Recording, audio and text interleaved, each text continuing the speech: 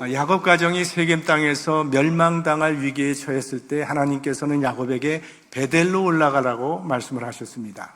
베델은 야곱이 처음 하나님을 만난 첫사랑의 장소입니다. 그러니까 처음 사랑으로 돌아가라는 그런 말씀입니다. 여기서 처음이라고 하는 단어는 시간적인 의미보다는 질적인 의미에서의 시간, 그 처음을 말하는 것입니다. 즉 하나님을 향하여 표현됐던 가장 좋았던, 가장 아름다웠던, 그 순수했던 신앙의 모습을 말합니다. 하나님은 하나님의 사람들이 하나님으로부터 마음이 멀어질 때는 항상 처음으로 되돌아가게 하는 작업을 하시는 것을 성경을 통해서 발견하게 됩니다. 예수님께서 십자가에 달리실 때 제자들은 모두 주님을 버리고 떠났습니다.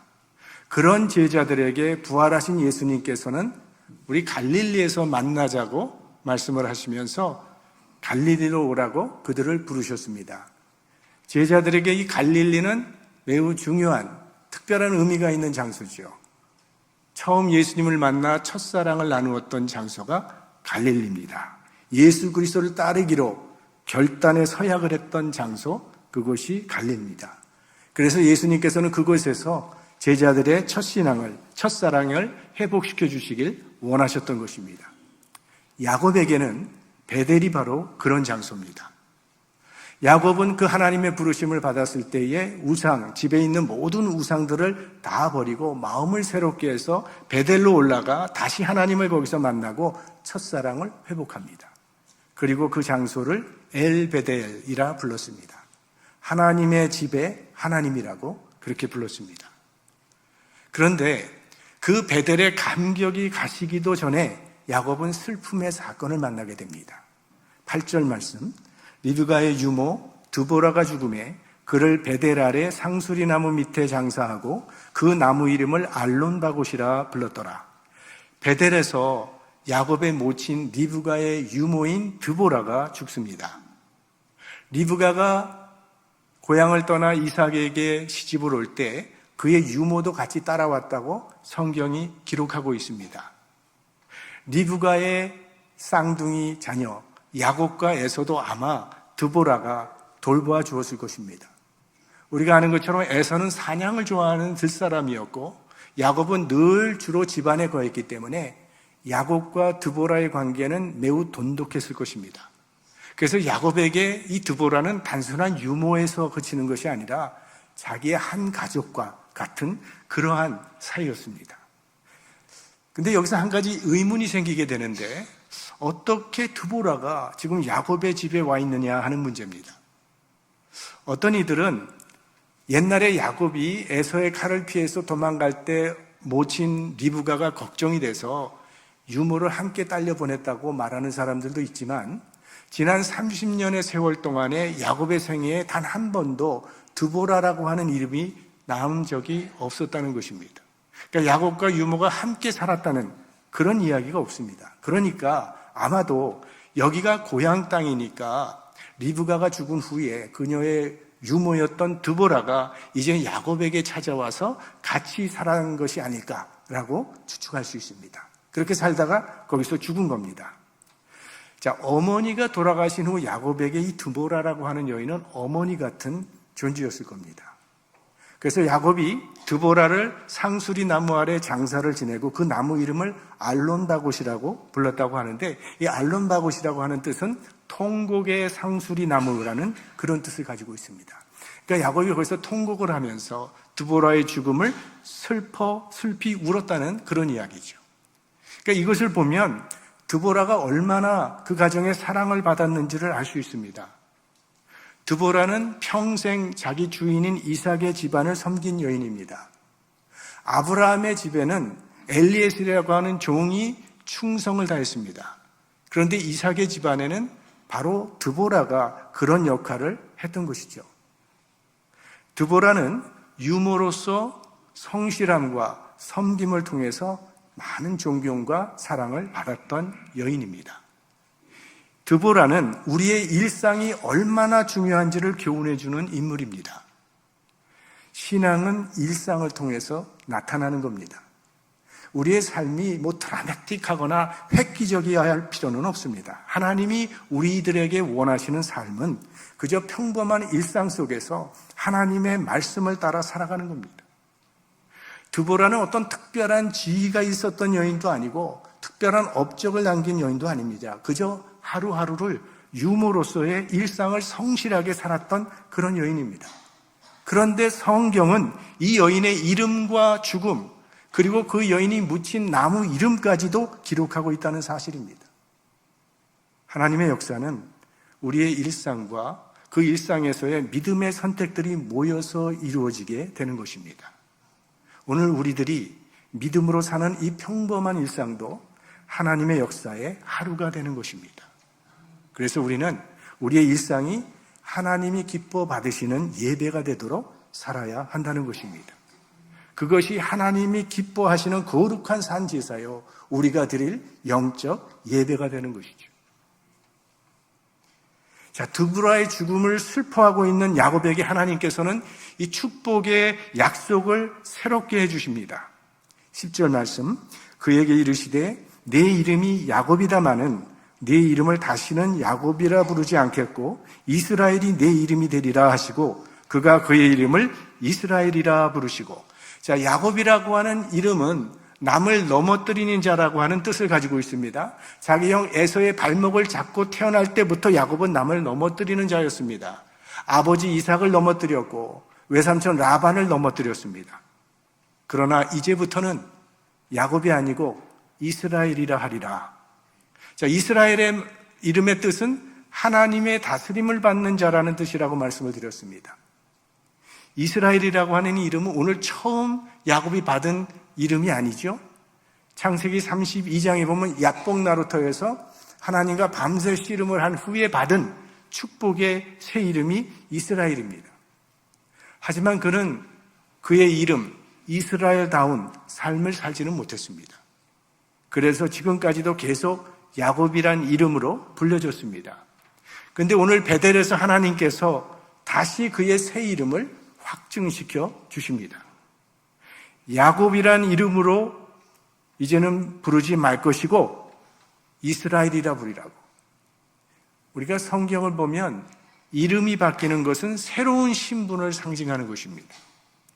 자, 이스라엘은 하나님께서 붙여준 이름입니다. 내 이름이 야곱이다마는 나는 너를 이스라엘이라 부리리라. 야곱아, 비록 내 행위가 이스라엘답지는 못하지만 나는 너를 그래도 이스라엘이라고 부르겠다는 것입니다. 그러니까 하나님께서 야곱을 이스라엘로 인정하시겠다는 그런 말이죠. 자, 이 말씀은 우리가 구원의 관점에서 생각해 볼 수도 있습니다. 하나님께서 우리들에게 새로운 이름을 주셨습니다. 이전에는 우리가 죄인이었지만 지금은 하나님의 자녀입니다. 그러나 우리의 모습은 새 이름으로 불리우기에는 너무나도 부끄럽다는 거예요. 사실 예수 믿고 있는 우리들 참 염치 없는 사람들입니다. 누구 못지않게 죄를 많이 짓고 살면서도 나는 하나님의 자녀라고 말하고 있으니 이게 얼마나 뻔뻔한 것입니까?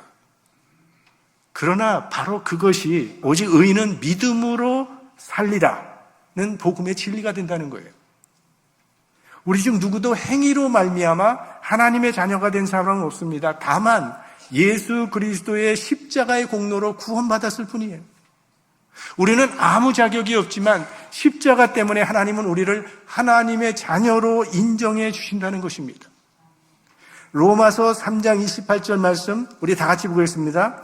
그러므로 사람이 의롭다 하심을 얻는 것은 율법의 행위에 있지 않고 믿음으로 되는 줄 우리가 인정하노라. 하나님이 우리를 그렇게 인정해 주시니까 우리도 그걸 인정하는 것입니다. 그리고 이어서 이제 하나님께서 아브라함과 이삭에게 주셨던 약속을 야곱에게 주십니다. 11절부터 그에게 이르시되 나는 전능한 하나님이니라. 생육하며 번성하라. 국민과 많은 국민이 네게서 나고 왕들이 내 허리에서 나오리라. 내가 아브라함과 이삭에게 준 땅을 네게 주고 내가 네 후손에게도 그 땅을 주리라 하시고, 하나님께서 이러한 번영의 복을 아브라함에게 약속하셨고 또 이삭에게도 약속하셨는데 이제 그 복이 야곱에게로 이어지고 있습니다. 물론 이 약속 안에는 외적인 복뿐만이 아니라 하나님의 보호하심과 하나님의 인도하심, 자유, 평강, 사랑과 희락과 같은 영적인 복이 함께 포함되어 있는 것이죠. 하나님께서는 하나님의 자녀들에게 이러한 풍성한 삶을 약속해 주신 것입니다. 그런데 사람들은 보통 현재의 복, 외형적인 복을 복이라고 생각을 하는데 그런 복들은 소유한 그 순간부터 더 큰 갈증을 일으키게 되고 마음의 참된 행복은 주지를 못합니다. 하나님은 우리에게 영원한 복을 주십니다. 한 번 소유하면 영원히 목마르지 않는 복을 주시는데 그 복이 바로 예수 그리스도십니다. 예수님은 어제나 오늘이나 영원토록 우리 인간들의 참된 소망이요 참된 복이 되십니다. 사실 야곱은 하나님의 복을 받을 만한 인물이 못 됩니다. 그래서 하나님께서 이 약속을 주시면서 뭐라고 말씀하시냐면 나는 전능한 하나님이라고 말씀하고 계신 것입니다.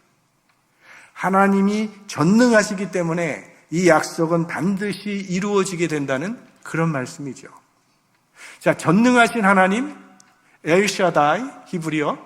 우리 이 단어를 여러분 기억하실 것입니다.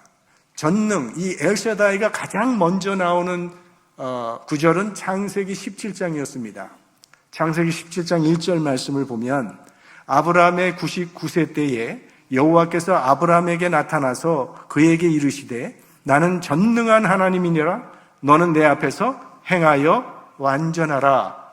이때 아브라함의 나이는 99세요. 사라의 나이는 89세였습니다. 그리고 이미 사라는 경수가 끊어졌다고 말하고 있습니다. 그러니까 사람의 힘으로는 더 이상은 자식을 낳을 수 있는 길이 없었다는 것입니다. 그래서 하나님께서 아브라함에게 나는 전능한 하나님이라고 말씀하신 것입니다. 무슨 뜻이겠습니까?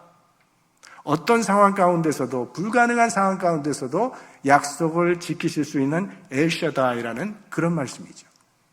그리고 이때 아브라함이 어떠한 신앙을 가졌는지에 대해서 신약 성경이 설명을 해줍니다. 로마서 4장 말씀입니다. 그가 100세나 되어 자기 몸에 죽은 것 같음과 사라의 태에 죽은 것 같음을 알고도 믿음이 약하여지지 아니하고 믿음이 없어 하나님의 약속을 의심치 않고 믿음에 견고하여져서 하나님께 영광을 돌리며, 그러니까 약속대로 하나님은 아브라함에게 약속의 아들 이삭을 허락하셨습니다. 그러니까 하나님은 뜻을 한번 정하시면 반드시 이루시는 전능하신 하나님이라는 거예요. 그래서 우리가 구원에 대해서도 확신을 가질 수 있는 것입니다. 왜? 구원은 하나님이 하시는 역사이기 때문입니다. 어거스틴은 이런 말을 했습니다. 하나님께서 나를 예정하셨다는 믿음을 갖기 전에는 나는 하루도 편안할 수 없었다. 왜 그럴까요? 그건 내 자신에게 물어보면 답이 나옵니다. 여러분이 자신의 구원을 책임지는 것과 하나님이 여러분의 구원을 책임지는 것 둘 중에 어느 쪽이 더 믿을만 하겠습니까? 우리가 정말 나라는 사람을 온전히 신뢰할 수 있습니까? 솔직히 나도 내 자신을 믿을 수 없습니다. 예수님께서 너희들 다 나를 버리리라 했을 때 베드로는 나는 버리지 않을 것입니다. 죽을지라도 나는 주님을 따르겠다고 장담했습니다. 이건 베드로의 진심이었습니다. 그러나 그날 밤에 그는 3번 예수 그리스도를 부인했습니다. 이게 인간입니다. 그러나 우리가 하나님은 믿을 수가 있다는 거예요. 드보라를 잃고 슬퍼하는 야곱에게 하나님께서는 하나님의 언약을 상기시켜 주시면서 야곱의 영혼과 마음이 낙심치 않도록 붙들어 주시고 격려해 주시면서 지금 위로해 주고 계신 것입니다. 우리 삶의 여정 가운데도 우리는 질병의 고통이나 가난의 아픔, 사랑하는 친구와의 이별, 정말 내가 사랑하는 사람의 죽음 같은 여러 가지 고난과 슬픔의 사건을 만나게 되는데 그런 사건을 만날 때마다 그것이 우리를 낙심케 하고 절망으로 끌고 가지 못하도록 우리는 이 하나님의 언약의 말씀을 늘 우리 심령에 새롭게 할 필요가 있습니다. 그래야 슬픔에 묶이지 아니하고 하나님께서 우리를 부르신 그 부름의 삶을 살 수가 있고, 그런 슬픔과 고통조차도 성숙의 기회로 전환시킬 수 있기 때문입니다. 로마서 5장 말씀에 이런 말씀이 나옵니다. 함께 보겠습니다. 우리가 환난 중에도 즐거워하나니 이는 환난은 인내를, 인내는 연단을, 연단은 소망을 이루는 줄 알미로다. 여기 맨 끝에 알미로다라고 하는 단어가 대단히 중요한 겁니다. 하나님의 백성은 환난 가운데서도 즐거워할 수 있다고 말합니다. 왜냐하면 환난도 유익을 가지고 온다는 사실을 알기 때문이라고 그렇게 말하고 있어요. 제가 대학 청년부 교육자로 사역을 할 때 그때 참 매주일 신실하게 주일 예배에 나와서 함께 했던 한 여학생이 있었습니다. 근데 이 여학생이 몇 주 동안 보이질 않는 겁니다. 마음에 좀 걱정은 됐어요. 왜 안 보일까? 근데 몇 주 만에 정말 다시 돌아왔어요. 그래서 물었습니다. 무슨 일이 있었냐고. 한국에 다녀왔다고 합니다. 근데 뭔가 달라졌어요. 쌍꺼풀이 생겼더라고요. 아니, 귀한 휴가를 내서 그 비싼 비행기 타고 오랜만에 한국에 갔는데 얼마나 만나보고 싶은 사람도 많았을 것이고 얼마나 하고 싶은 일도 많았을 것입니까? 그런데 그 얼굴로는 만나지 못했을 겁니다. 왜 그런 고난을 자처하는 것입니까? 소망이 있기 때문입니다. 우리가 환난 가운데서도 낙심치 않는 것은 환난이 우리를 더욱 성숙하게 만들어준다는 사실을 알기 때문이라는 거예요. 지금 하나님께서는요, 이 드보라의 죽음과 이제 라헬의 죽음 그 사이에서 하나님의 언약을 확인시켜 주고 계십니다. 야곱은 베델에서 이제 드보라를 장사 지내고 이제 에브랏이라고 하는 곳으로 가게 되는데, 에브랏은 베들레헴의 옛날 이름입니다. 아버지 이삭의 집이 베들레헴 남쪽에 있기 때문에 지금 이삭은 저 북쪽에서 남쪽을 향해서 가고 있는 중입니다. 그런데 가는 도중에 라헬이 아이를 낳게 되는데 난산이라서 아이를 낳자마자 라헬은 거기서 죽습니다. 그 당시에는 뭐 오늘처럼 병원에서 낳는 것이 아니기 때문에 어디든지 처한 곳에서 날 수밖에 없는 상황이었기 때문에 산모들이 죽는 경우가 많았습니다. 그래서 라헬은 이 갓난아기를 두고 죽어야 하는 그 가슴 아픈 상황 속에서 그 아들의 이름을 베논이라고 불렀어요. 베논이라고 하는 뜻은 슬픔의 아들이라고 하는 그런 뜻입니다. 자, 이 라헬이라고 하는 여인은 야곱이 가장 사랑하던 아내였습니다. 야곱이 14년 동안 종살이를 마다치 하는 것은 결국은 사실은 이 라헬 때문이었어요. 그러니 야곱에게는 말로 할 수 없는 아픔이요 슬픔이었어요. 심리학자들에 의하면 우리가 이 세상을 살아가면서 많은 스트레스를 받게 되지만 그 중에서도 가장 넘버원, 가장 큰 스트레스는요, 배우자의 죽음이라고 합니다. 지금 그러한 아픔을 야곱이 만나게 된 거지. 그러니까 이 베냐민의 출생은 잃어버리는 슬픔과 얻는 기쁨이 교차하는 사건이었습니다. 베냐민이 태어남으로 이스라엘의 12지파가 완성된과 동시에 야곱은 가장 자기가 사랑하던 아내 라헬을 잃는 슬픔을 겪게 됩니다. 우리는 누구든지 슬픔은 없는 온전한 기쁨을 원합니다. 그러나 이 세상에는 늘 기쁨과 슬픔이 맞물려 있습니다. 라헬은 죽었지만 베냐민이 거기서 태어남으로 드디어 이스라엘의 12지파가 완성됩니다. 그리고 오늘 본문을 보시면 야곱의 12아들의 이름이 나오는데 이제부터 본격적으로 하나님이 약속하신 대로 하늘의 별과 같이 이 바다의 모래와 같이 많은 후손들이 일어나게 될 것을 암시하고 있는 것입니다. 라헬이 아들을 베논이 슬픔의 아들이라고 불렀지만 하나님이 주신 생명에게 이것은 합당치 않은 이름이라고 생각을 해서 야곱은 아들의 이름을 베냐민이라고 불렀어요. 베냐민이라고 하는 뜻은 오른손의 아들이라는 뜻입니다.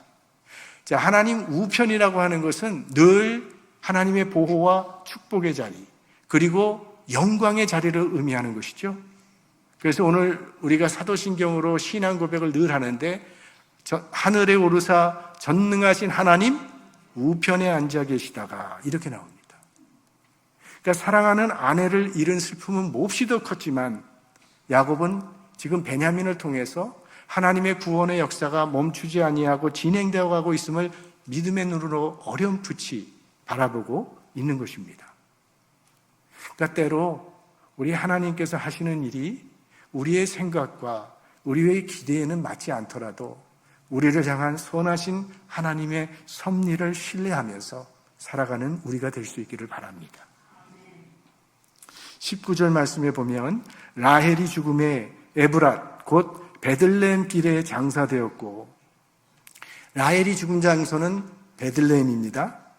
그러니까 베들레헴은 야곱에게 있어서는 정말 가슴이 찢어질 슬픔을 준 장소, 가장 큰 슬픔의 장소가 베들레헴입니다. 그런데 이 베들레헴이 이스라엘 족속의 신앙의 결정적인 지역이 되는 거예요. 미가 선지자의 예언을 우리는 기억하고 있습니다. 미가서 5장 2절 말씀 함께 보겠습니다. 베들레헴 에브라다야 너는 유다 족속 중에 작을지라도 이스라엘을 다스릴 자가 네게서 네게로 나올 것이라 그의 근본은 상고의 태초이니라. 그러니까 라헬이 고통스럽게 죽었던 그곳에서 메시아가 탄생할 것이라는 것을 선지자가 예언하고 있고, 바로 이 예언대로 메시아 예수 그리스도는 베들레헴에서 탄생하셨습니다. 이것이 하나님 안에 있는 소망입니다. 하나님이 없는 인생은, 그 인생의 슬픔은 그저 슬픔으로 끝날 뿐입니다. 그러나 하나님 안에 있는 인생은 슬픔이 절대로 슬픔으로 끝나지 않습니다. 하나님의 때가 되면 그 슬픔과 고통이 기쁨과 찬양으로 바뀌는 축복이 임하게 됩니다. 우리의 죽음조차도 생명으로 바뀌게 된다는 것입니다. 요한계시록 21장 말씀, 모든 눈물을 그 눈에서 씻기심에 다시 사망이 없고 애통하는 것이나 곡하는 것이나 아픈 것이 다시 있지 아니하리니 처음 것들이 다 지나갔음이로라. 우리보다 먼저 세상을 떠난 사랑하는 자들, 우리는 하나님 안에서 다시 만나게 될 것입니다. 이것이 우리의 산 소망이죠. 야곱의 마음을 아프게 하는 사건이 또 하나 나옵니다. 장남인 르우벤이 비라와 간통을 합니다. 비라는 야곱의 첩이죠. 그러니까 근친상간의 죄에 해당이 되는데, 이 일을 들은 야곱은 침묵합니다. 그러나 그의 마음은 몹시 아팠을 것입니다. 그래서 야곱이 죽으면서 12아들에게 축복을 할 때 이 일로 인해서 장남 르우벤에게는 장자권을 상속해 주지 않았습니다. 계속해서 우리 27절 말씀은 야곱이 기럇 아르바의 마므레로 가서 그 아비 이삭에게 이르렀으니 기럇 아르바는 곧 아브라함과 이삭의 우거하던 헤브론이더라. 드디어 야곱이 자기 아버지가 살고 있는 헤브론으로 돌아왔습니다. 그가 에서를 피해 도망갈 때는 잠시만 피해 있다가 돌아오면 되겠다고 생각을 했는데 30년이라는 세월이 흘러서야 비로소 야곱은 자기 아버지 이삭에게 돌아오게 되었습니다. 이미 어머니 리브가는 죽었고 유모 드보라도 죽었습니다. 형 에서는 세일에서 살고 있습니다. 아마도 야곱은 이제 나이가 많아져서 기력이 쇠하여진 자기 아버지 이삭을 마지막으로 돌봐드리고자 했던 것 같습니다. 그 후 얼마의 시간이 흘렀는지는 알 수 없지만 아버지도 세상을 떠납니다. 29절, 이삭이 나이 많고 늙어 기운이 지나매 죽어 자기 열조에게로 돌아가니 그 아들 에서와 야곱이 그를 장사하였더라. 이삭이 죽었을 때 야곱과 에서가 함께 아버지를 장사 지내었다고 기록하고 있습니다. 아브라함이 죽었을 때도 이삭과 이스마엘이 함께 장사를 지냈습니다. 사실 이삭과 이스마엘도 별로 관계가 사이가 좋지 않은 관계였지만 아버지의 죽음 앞에서 화목이 이루어지게 됐던 것입니다.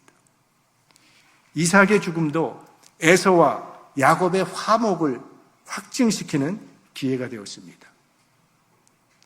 우리 인간이 가장 선해지는 때는 죽음 앞에 섰을 때라고 생각합니다. 죽음 앞에 서면 용서 못할 사람 없고 화해 못할 사람 없습니다. 죽음은 모든 것을 종결시켜버립니다.